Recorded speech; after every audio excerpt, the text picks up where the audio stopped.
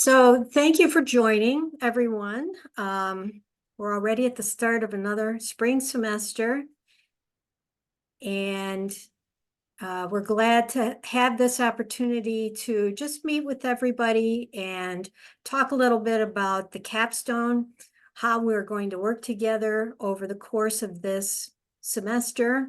The capstone course is a 16-week course, so we'll be working with each of our students for a full semester, not just the 8 weeks that we're used to usually in the rest of our courses.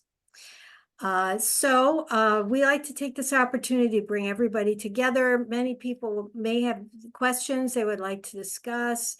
And so that's the purpose of this meeting tonight, just for us to have a chance to talk about how we'll work together, what the capstone is, and to cover any of the questions that any of you may have. So feel free to speak up and ask questions whenever you do have them.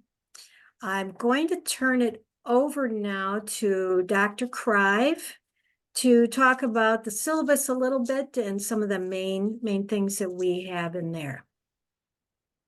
Great. 1 second. Okay, I think looks like I'm on. Good evening, everyone again, and thanks, Dr. Isola.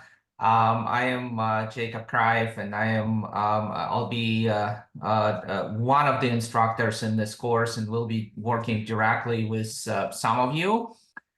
So we have, first of all, in general, this course will be distinctly different from majority of the courses, probably any of the courses that you've taken with us so far in this program. And this very last one for most of you is independent research. So you will not get any instructions in terms of this is what you do A to Z, and this is what we expect of you, and step left and step right, get our permission. In fact, we encourage you to take those steps left and right.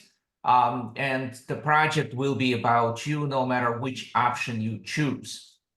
I know that I think all of you, most of you for sure, if not all of you, have already selected an option. We are still in week 1 of this course, so it is possible to still change this option based on what we tell you this evening, or just based on something that you may think through. But there are 3 distinct options that are outlined in the syllabus for this course, and you have that document available to you in the classroom. But basically, you can one option is that you can conduct a literature review on the subject of your choice. That literature review needs to be comprehensive. It's not something you have done. All of you have done literature review. We made you do literature review. We know that. So this is not entirely new option, but it's a good way to comprehensively review the topic of your passion. And that means that we would want you to still come up with a methodology. The methodology is not, I typed in this word in Google and came up with 3,055 results. In fact, that's too many because you probably just typed in 1 or 2 words. We want you to develop a strategy based on your knowledge of the topic, or developing knowledge of the topic, so that you are creative in your searching and you come up with something that is useful. We also, it probably depends on who exactly you work with, because we all have a little bit of a different styles, but I tend to ask students to at least a preview of how this literature and the outcomes of your search in your literature would impact either your career or impact the field, or made some sort of an applied sense, so that it's your last course in graduate school. So we want you to link that subject a little bit to reality. Since majority of you will be searching for jobs, or changing careers, or enhancing your existing careers in the professional field, and not enter academia. And if you do plan to enter academia, we can certainly link the subject of your passion to academia. So it's not just a quickie, let's write up a page, let's do a quick search, I am done with this entire course. Yes, this is 1 credit course. We don't want you to be overworked for that 1 credit, but it's also a full semester for 16 weeks. You need to perform comprehensive graduate level search. So it's not exactly an easy option. The other option is to provide reflections on your learning throughout the last few to several years that you've been in the program, and create a statement of competency. That statement of competency, we usually expect that it's linked to the next steps in your career. We also want for this to end in an applied way. It may be a reflection initially. We want to see some outcomes, some next steps. What are you going to do? I actually had a student last term who specifically not only defined what she will be looking for, but she applied for some jobs with that new narrative. This is what I want to do. By the way, I started applying for a job. Of course, the span of 15 weeks starting from point zero to actually getting a job was not possible. I hope that I will get an update from her soon that she did get her desired position in the industry. We always want to hear from students in that way, but this will be taking you from reviewing what you've learned to figuring out what are the concrete next steps and applying what it is that you learned. And finally, the other option sometimes is the least understood option, but it's the project option. This is actually doing something hands-on and coming out with a product at the end. But I don't want to scare those students who think that, oh my gosh, I'm in health informatics, I need to write a new Epic program. I need to program the new EHR. We don't expect you to program unless you want to. I had one student who actually did write some Python code because he could and because he was interested in that. But it could be a blueprint of a design. You could be a clinician viewing a proposed technology solution with the eyes of a clinician. What is it that I want to get as an output as a clinician? This could be design in terms of the architecture or just the pieces that need to fall together. There are lots of different ways to make it hands-on. We are in a very interdisciplinary program, so we don't expect you to necessarily program, although you could. You could approach it as a clinician, you could approach it as a public health professional, as a business professional. There are many ways of doing a hands-on project, and there are many ways of defining hands-on. We'll work with you, especially at the beginning stages, in terms of how this will happen. This project will not necessarily follow the typical pathway of writing a long paper by the end of it, because you will be in that hands-on creative stage. So yes, we want to define the methods, and we want to spend some time defining the methods, because once you know what you want to do, it's much easier to actually get it done. So we may spend some time defining what it is that you want to get done and how you will get this done. And only then we'll allow you to proceed to actually doing this. We also had students who in parallel ran the project with what they're doing at work. They may be involved with an interesting project, and as they unwrap that project and make progress, they document it, and that's fine as well. We want it to be as applied as possible, but if it's not applied and it's just a product of your passion, of your vision, that is fine too. But I just don't want for anyone to think that a project means that I need to create a set of Java, Python, R, or other codes. But although, again, you could do that too if that's what you wish for.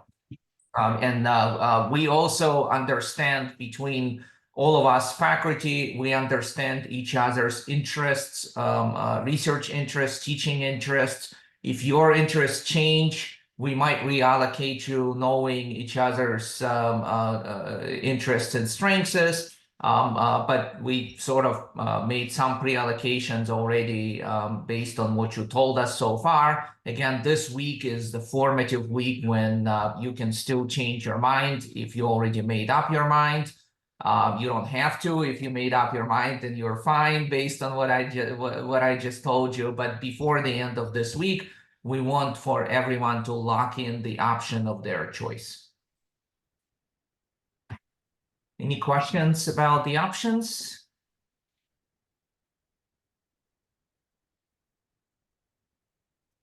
I think we have heard from almost everybody on which option you think you would like to do. So as Dr. Crive mentioned, if you would like to make a change to that this first week is the time to do that and let us know. By the end of the week, we will be posting the assignments of who will be working with which faculty members. So we will be dividing up the group amongst us, and that we will post in Blackboard by the end of this week. So those of you who are doing a project or project proposal option or a literature review option, we do need to know what the topic will be. And we have heard this from a couple of you, but beyond the choice of which capstone option you want, what will the topic be? So we would like you to let us know that as well.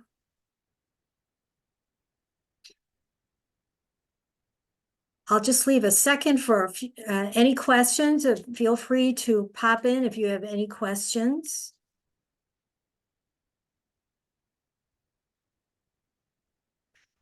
Okay, I see that Professor Sanket Shah is on his iPhone, so I think I will turn it over to Professor Garcia at this point.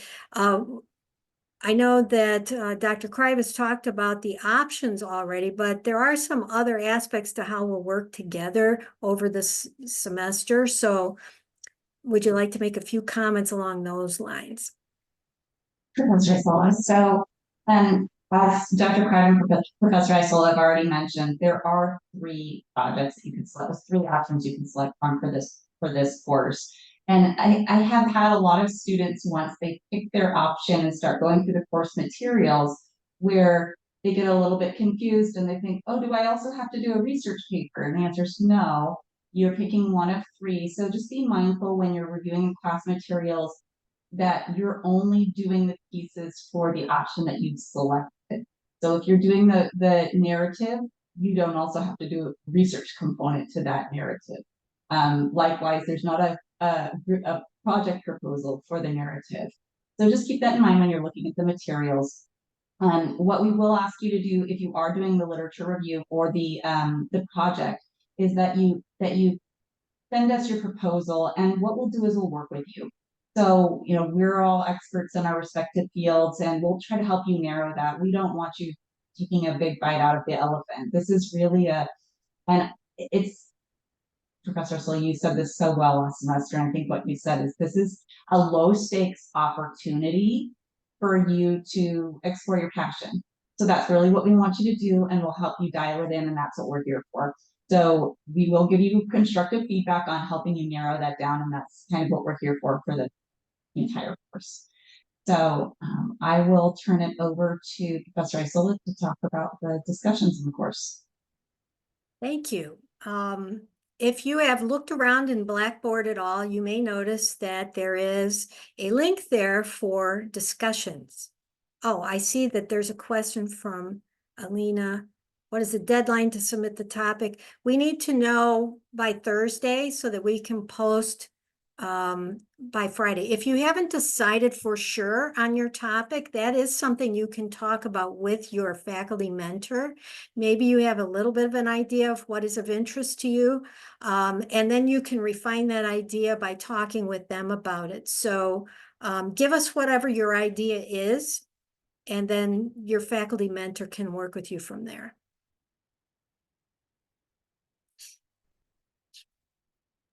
Let's see. Okay, so you may have noticed that there is a discussion section in Blackboard. During the semester, we will have 3 discussions. And these are not like discussions that you've had in your other course. These are long and contemplative type of discussions. So each discussion covers one of the three areas that those people who are writing a narrative statement of competence, you will be including in your narrative statement. So the discussions are a month long, and it's an opportunity to get some input from faculty. It's an opportunity to get some back and forth feedback from your peers. And so that's basically what people use the discussion for. If you're writing the narrative statement option, you can do a first draft of what you're writing on that section and post it there. And people can give you some feedback, ask some questions. It's a good way for you to start thinking about it, because it is a very contemplative type of thing to do the narrative statement. So there will be 3 discussions. The discussions are a month long, so you can check in every week. You can check in every now and then to see if there's something of interest to you. Discussions are not graded. There are no points for anything in this course. The final completion of the course is either satisfactory or unsatisfactory, so there are no letter grades either. So discussion is an opportunity for you, and it's an opportunity for you to ask questions of us faculty members also, because we bring to bear our past experiences. You may have questions about entering the workforce or many different kinds of things. And the discussion topics are meant to stimulate your thinking on this and get you maybe asking some questions. It's an opportunity to do that. Any questions about the discussion periods that we'll have?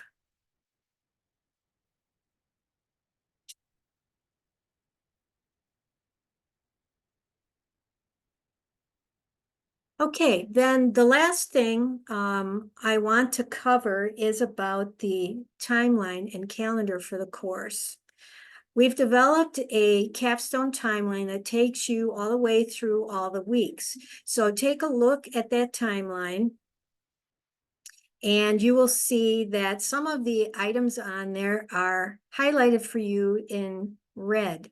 Those are the weeks that we will be looking for you to submit something.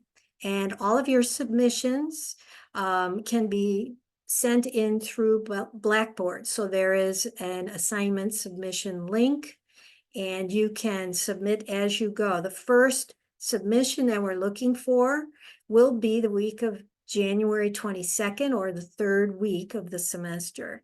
And that's just for us to get a first review of what you're thinking of, some of the references that you've got for your literature review, the scope of the project or project proposal that you're thinking. And if you're doing the narrative statement, we want to see a first draft of your first section on the first question.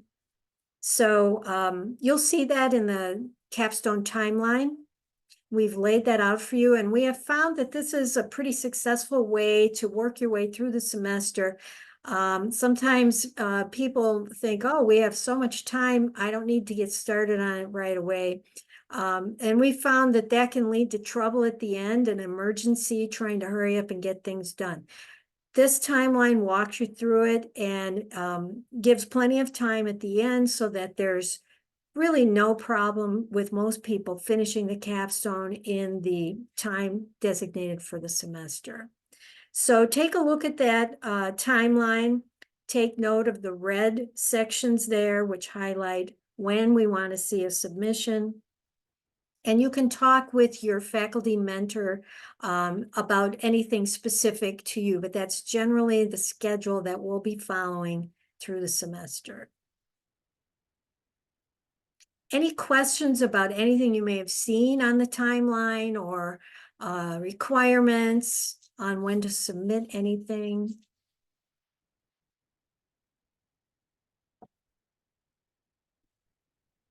So one comment, if there are no questions, also is when you work on selecting your topic, make sure that it's narrow enough. It's a very common mistake that we get, or sort of trying to boil the ocean in just a few months.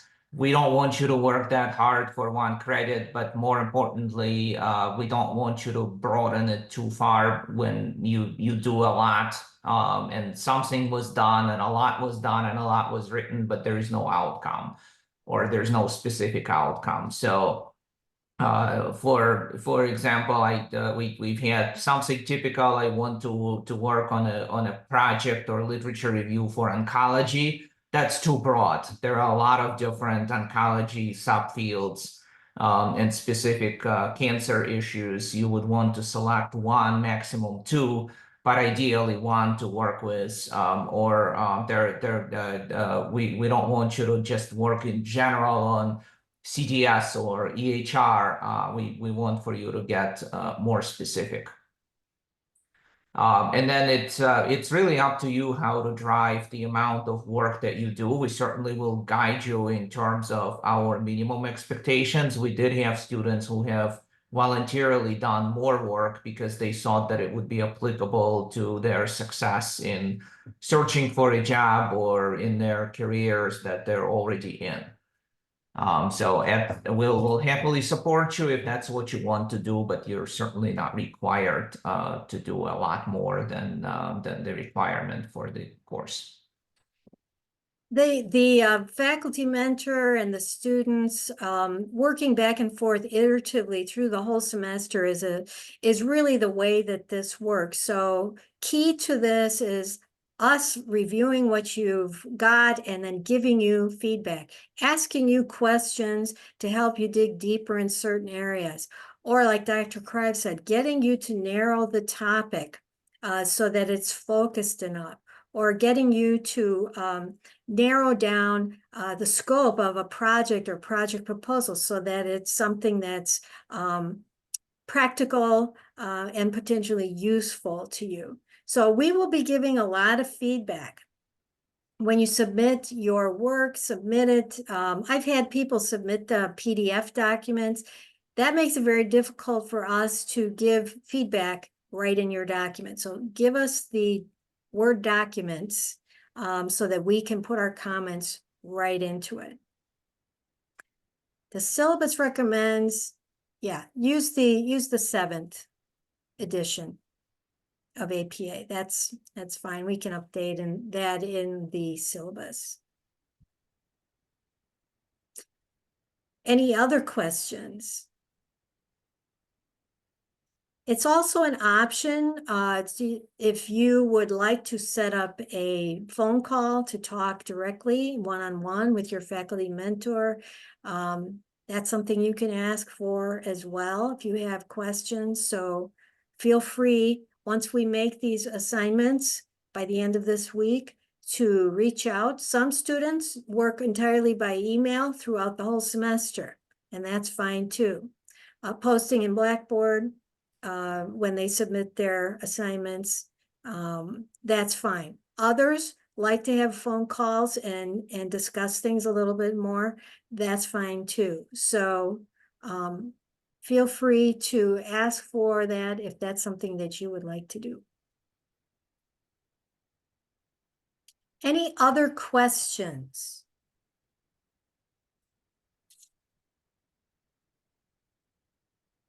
Wow, this group doesn't have very many questions at all. Okay, well, maybe a little more time, you'll think things through. If you have questions, feel free to post them in Blackboard. There's a question in the discussion section there, so questions can be posted there and we'll reply to that. Or you can email us individually, whatever you would like to do. So I think that is really the agenda that we had for this call today. So we're off and running. By the end of the week, we will post the assignments, and then you can work from that point individually with your faculty mentor. So thank you everyone for logging on, and good luck with the whole semester. We look forward to working with you. Thanks all. Good night, everybody. Good night. Okay. Bye. Thank you.